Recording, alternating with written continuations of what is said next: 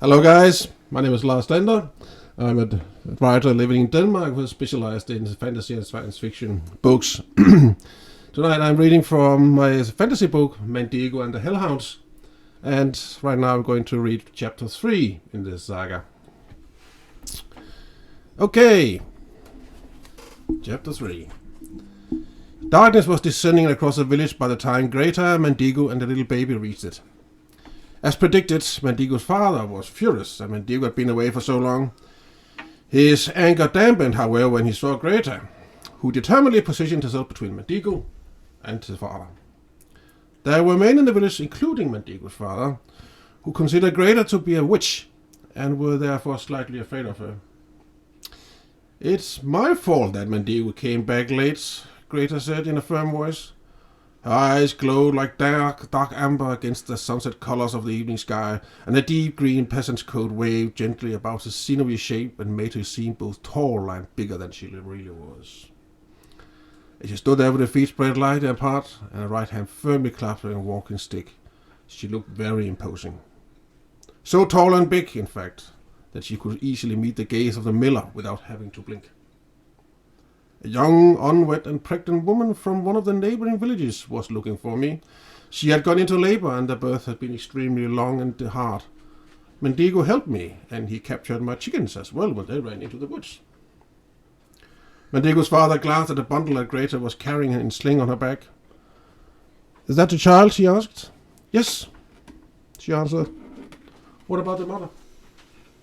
"She didn't want to have anything to do with it. She's already gone. I tried to convince her to stay the night with me, but she wouldn't listen. You know how it is." The miller nodded gruffly. It was not uncommon at that time for young, unwed girls who had become pregnant to flee from their home villages because they were already treated like outcasts. Most were never seen or heard from again. "What about the child?" asked the miller, who seemed to have forgotten all about Mandigo as his wife came out to join them. The wife was a small, shriveled woman with a sharp face. She reached out for Mandigo, who was somewhat unwillingly let go of Greta's skirts and went over to her. "I'll keep it myself," Greta said calmly and with emphasis. Mandigo's parents looked dismayed. Do you think you can handle it?" they cried out as one. Greta smiled crookedly. "Oh, most certainly. As long as I get a little help. And that is why I've come to talk with you, miller. Mandigo has offered to help me a few hours a day." "Oh, has he now?" Mandigo's father growled angrily and puffed himself up as he glowered at Mandigo, whose siblings, 4 brothers and 2 sisters, had emerged so that the whole family was gathered outside the mill by now. "Well, he can forget all about that. I need him here. The few times he bothers to come, that is." "I will repay you, of course," Greta said gently, and suddenly a silver coin appeared between her fingers. The coin caught the immediate attention of the entire family, and they stared at it with their mouths agape and bewitched eyes. "If you let Mandigo help me a few hours every afternoon, I will give you one of these on the first full moon of each month." Mandigo's father shifted from side to side and cleared his throat. He dried his mouth with the back of his huge hand and sniffed as he considered the offer. "Oh, I don't know. I really need his help here." "Fine," Greta said simply as she let the coin disappear in the folds of a peasant's coat before turning on her heels and preparing to leave. Hey, wait, just a minute," Mandigo's father said in dismay. His hunger for silver by far surpassed his need to keep the clumsy Mandigo at home.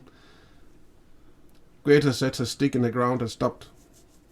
There was a trace of smile that passed over her thin lips as she answered, "I'll expect to see him in tomorrow's morning." Mandigo's father started. "Yes, but I thought you said it would be in the afternoons." "That was before you rejected my first offer," Greta answered as she smoothed the silk and turned halfway around to Mandigo's father, giving me a glance that made him automatically take a step back. "I'll be needing him in the mornings, before you overwork him here at the mill. That way he will still be of some use to me."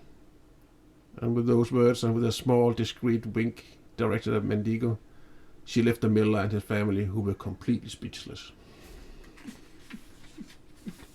End of chapter 3.